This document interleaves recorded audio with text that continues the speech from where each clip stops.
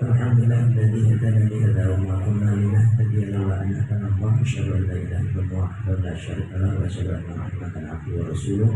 Allahumma shalli wa sallim wa barik ala sayyidina Muhammad wa ala alihi wa sahbihi ajma'in. Naik cepat berarti jenengan ganti upgrade memori ini. Artinya langsung cukup. Bapak Ibu, adik-adik anak sekalian yang berbahagia dan berhormat Allah. Ini peringatan Isra Mi'raj Rasulullah SAW. Dalam surat Al-Isra Allah menerangkan a'udzu billahi minasyaitonir rajim. Subhanalladzi asra bi'abdihi lailan minal masjidil haram ilal masjidil aqsa alladzi barakna haulahu linuriyahu min ayatina innahu was-sami'ul basir. Maha suci Allah alladzi asra bi'abdihi, yang telah menjalankan hambanya di malam hari, minal masjidil haram, dari masjidil haram atau Mekah, ilal masjidil aqsa, menuju masjidil aqsa yang ada di Palestina. Minal masjidil haram masjidil aqsa alladzi barakna haulahu, yang oleh Allah masjidil aqsa ini dan sekitarnya diberi keberkahan oleh Allah. Maka Bapak Ibu, nanti kupasan dari kata yang pertama, subhana, itu maha suci. Maha suci itu diucapkan ketika berhadapan dengan hal yang sangat luar biasa. Maka dikatakan asra bi'abdihi, menjalankan Nabi Muhammad dari Masjidil Haram ke Masjidil Aqsa. Kalau perjalanan waktu itu memakai unta membutuhkan waktu 1 bulan, dan itu ditempuh oleh Rasulullah dengan kekuasaan Allah hanya sebagian malam saja. Dinyatakan ini sudah di atas sholat isya. Setelah sholat isya melakukan perjalanan dari Mekah menuju Baitul Maqdis yang harusnya ditempuh dengan unta saat itu waktu 1 bulan, ini hanya beberapa jam di malam hari. Bukan hanya itu, tetapi naik ke Sidratul Muntaha yang saat itu juga belum ada pesawat. Jangankan saat itu Bapak Ibu, sampai sekarang pun pesawat itu belum mampu untuk menempuh perjalanan Mi'raj Rasulullah. Karena di dalam surat Al-Ma'arij ayat 4 itu dinyatakan bahwa tempat Allah di mana malaikat itu lapor. Jadi pagi hari itu malaikat dengan malaikat sore hari itu melakukan sip-sipan jaga.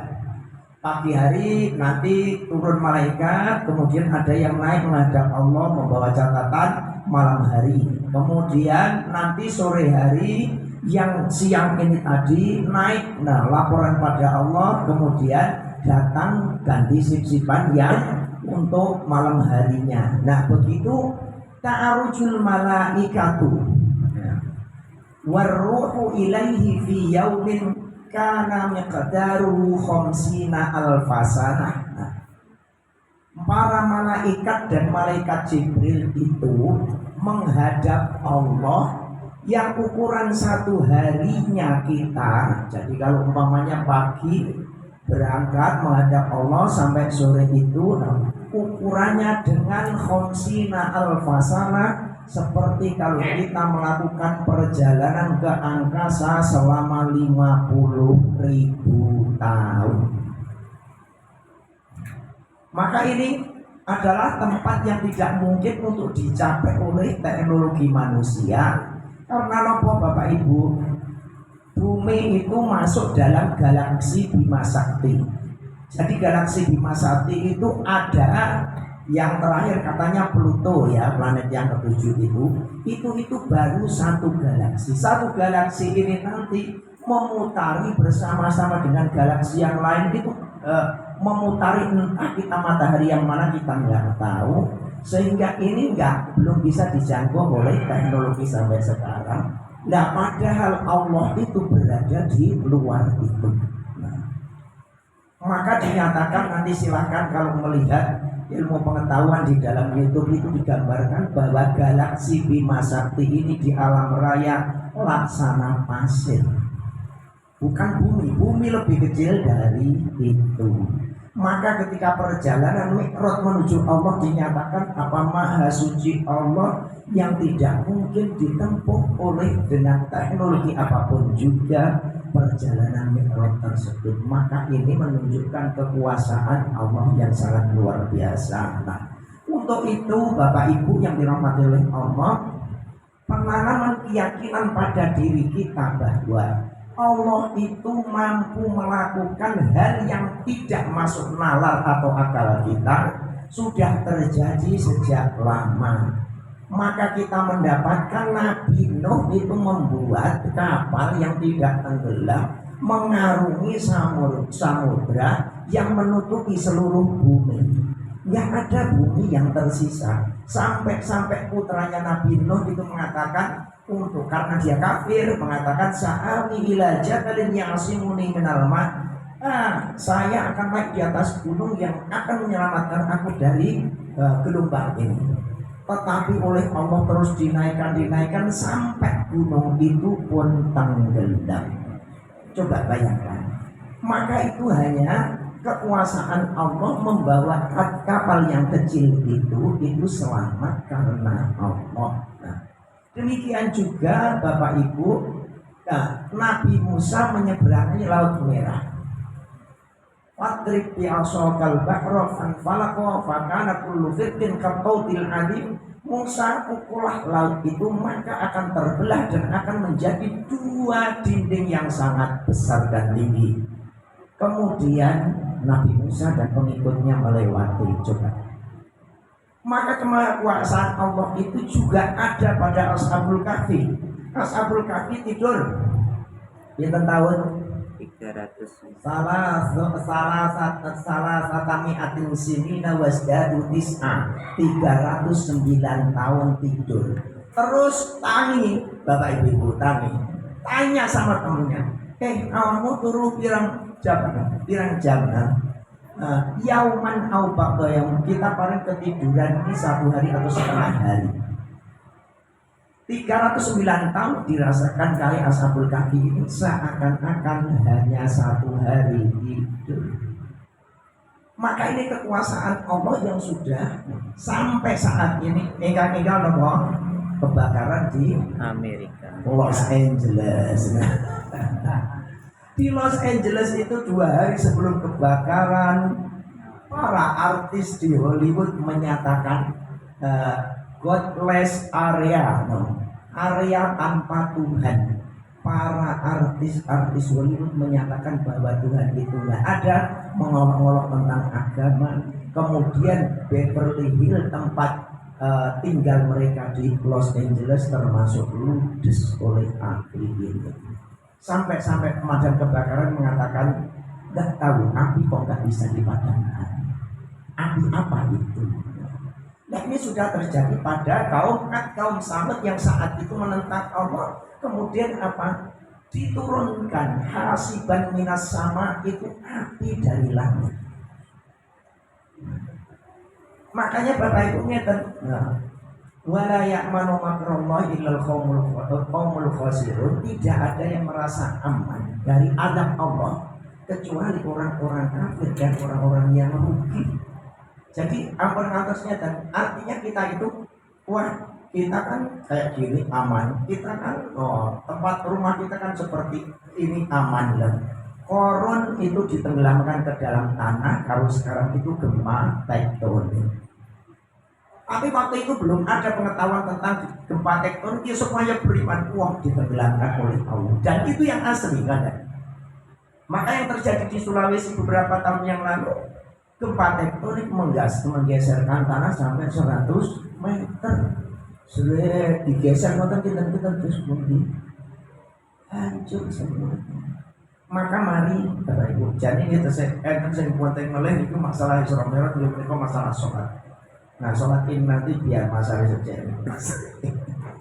Di sholat itu nanti adalah yang diberikan hadiah, yang diberikan oleh Allah langsung dari langit Bapak Ibu.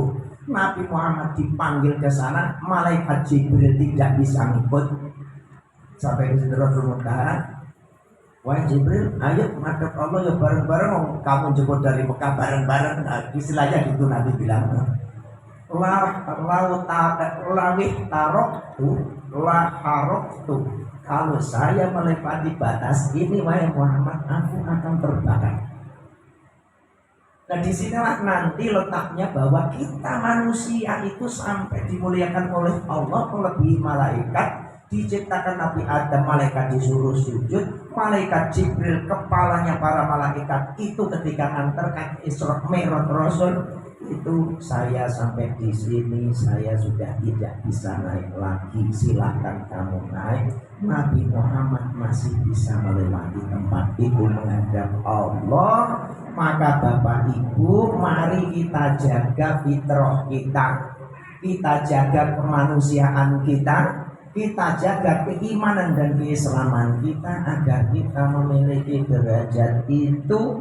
Jangan sampai sumarodadanahu asfala safilin, kemudian aku kembalikan manusia itu ke tempat yang paling rendah. Ini jangan terjadi pada kita, amin ya rabbal alamin.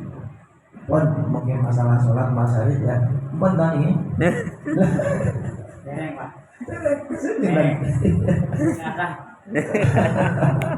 terus kan sama itu. Nah, yang paling penting mari kita sama-sama, yaitu Rasulullah mengimami para nabi dan rasul saat sholat di Masjidil Aqsa, ya, dari Masjidil Haram Masjidil Aqsa. Kemudian di sana Rasulullah diberi pilihan antara anggur atau istilahnya anggur sama susu. Nah, Rasulullah mengambil susu dan benar sudah, artinya fitrah. Nah, artinya kalau minuman anggur atau minuman yang memabukkan arak itu, nah ini bukan fitrah kita manusia. Kemudian Rasul selamat dari itu. Masih ada satu lagi. Nah, ketika Rasul perjalanan dari Makkah ke Madinah, nah ini Rasulullah dalam perjalanan itu dipanggil oleh wanita dengan perhiasan yang sangat menakjubkan dan wanitanya sangat cantik. Muhammad. Enggak nengok Nabi. Kemudian ketika lewat, nah tanya pada malaikat Jibril, siapa itu tadi? Itu adalah dunia.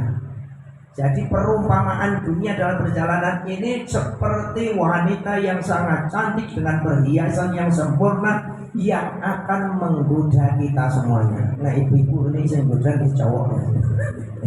Lah, andai kata kamu nengok wahai Muhammad, umatmu akan hancur karena terperdaya oleh dunia.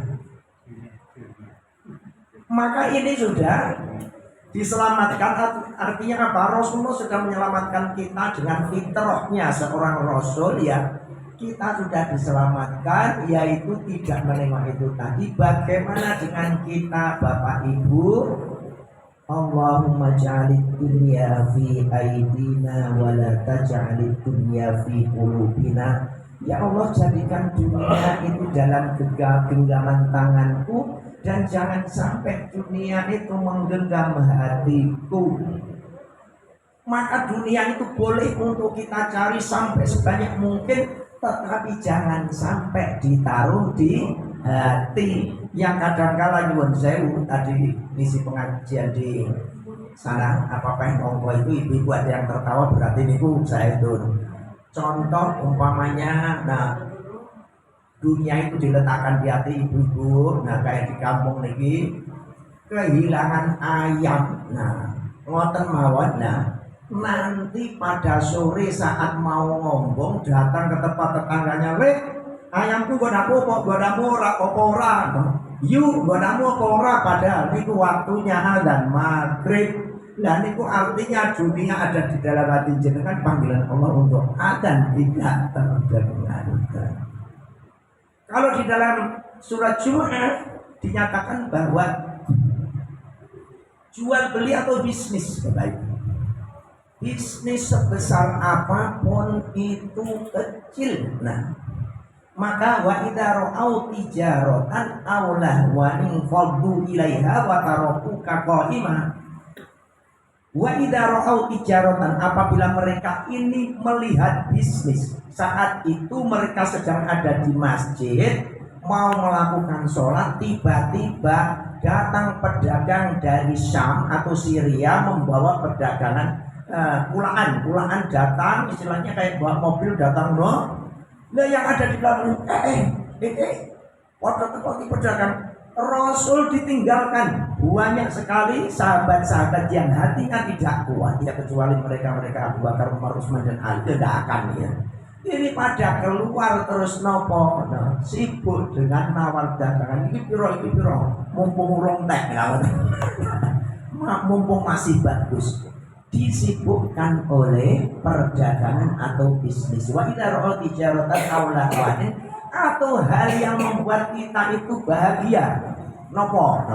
Umpamanya, bapak-bapak ibu kita tur ke pundi, desa ini. Oh ayo tur. Lah ingat bahwa ulma indallahi khairum minallahi wa minat tijarah. Di sisi Allah nanti balasan semua ketaatan kita itu, kebahagiaannya itu melebihi kesenangan apapun saat kita di dunia. Dan perdagangan jual beli yang kita lakukan dengan Allah itu hasilnya juga luar biasa, dinyatakan oleh Allah, ala inna sil'atallahi la ghaliyah. Dalam hadis Rasul, ketahuilah bahwa barang yang ditawarkan pada kalian untuk kalian jual beli dengan amal soleh itu yang dari Allah ini benar-benar ghaliyah, mahal. Ala inna sil'atallahil jannah, ketahuilah bahwa barang yang ditawarkan untuk kalian tukar dengan amal soleh itu adalah surga. Sifat surga Bapak Ibu, mala ainun ra'at wala udhunun sami'at wala khatara ala qalbil bashar. Kebahagiaan dan kenikmatan di surga itu belum pernah dilihat oleh mata, belum pernah terdengar oleh telinga, dan belum terbayang oleh imajinasi manusia. Makanan tidak menjadi kita enggak ke WC, tapi itu berubah jadi keringat kemudian hilang, kita tidak pernah ke WC. Keringat yang kita keluarkan ketika makan makanan di surga, keringat kita berbau wangi. Kenikmatannya kita mau makan berapapun juga masih nikmat dan tidak pernah merasa kenyang. Ya, ribon. Tapi jenengan kula kuat pinten sing di napa romane napa sate pinten tuh sok. Napa boleh napa untune pun buatan genap, nah kan itu sudah nggak bisa merasakan kenikmatannya. Maka ini Bapak Ibu yang dirahmati oleh Allah, nanti betul-betul sholat ini merupakan pokok dari agama, yaitu imadun, tiangnya. As-sholatu imaduddin, sholat itu tiangnya agama. Satu-satunya kewajiban yang tidak boleh untuk ditinggalkan ketika masih hidup dalam kondisi apapun itu sholat. Sampai pun kita tidak bisa bergerak, hanya bisa berkedip, itu sah sholatnya dengan kedipan itu. Kok sudah tidak bisa berkedip tapi di dalam hatinya masih sadar, di dalam hati Allahu Akbar, Allahu Akbar, sami Allahu liman hamidah, sah. Lah wudu pripun? Gak usah wudu. Wudu itu bagi yang mampu. Gak mampu wudu, gak usah wudu. Coba. Maka ini nanti apa? Sholat niku penting meluruskan amal kita di dunia atau perbuatan kita di dunia. Inna sholata tanha 'anil fahsya'i wal munkar. Sholat itu akan mencegah perbuatan yang keji yang mungkar. Sholat yang benar. Sholat ingkang boten leres pripun? Nah, fawailul lil musallin, maka celakalah bagi orang sholat. Yang sholatnya bagaimana? Alladzina hum an sholatihim sahun, orang yang lalai dalam sholatnya, saat sholat tidak mengingat Allah. Ini orang munafik. Nah, apa? Nah, la yadhkurunallaha illa qalila. Gak ingat pada Allah saat sholat itu orang-orang munafik itu kecuali hanya sebentar dan yang ingat Allah, ingat utang, ingat Allah, ingat belajar, ingat Allah. Nah, ini harus kita mulai agar sholatnya benar, yaitu yang tidak lalai di dalam sholatnya. Kita berusaha untuk memahami dan merasakan gerak-gerik sholat dan bacaan sholat. Ini disebut dengan hudurul qalbi. Jadi selain sholat yang sudah sesuai niku, ya, oke, niku pun dalam fikihnya dalam sholat nanti pas. Kemudian ditambahi syarat yaitu fikih batinnya satu ikhlas. Kemudian yang kedua itu adalah khusyuk. Yang ketiga itu adalah hudurul qalbi. Yang keempat adalah tumakninah. Nah, mau nama tereng? Tereng kalau tambahin ini. Kalau ikhlas jelas kita sholat karena Allah, mon. Jangan sholat karena apa? Mertua, karena mantu baru ya, mantan baru terus dari mertua gak enak karena mertua lah, ini buatan, nah, ini buatan ikhlas. Nah. Terus yang kedua adalah khusyuk. Khusyuk itu konsentrasi, Bapak Ibu, ya. Khusyuk itu konsentrasi menghadap Allah, tidak ada yang terbayang yang lainnya kecuali Allah. Dinyatakan dalam hadis Rasul yaitu apa?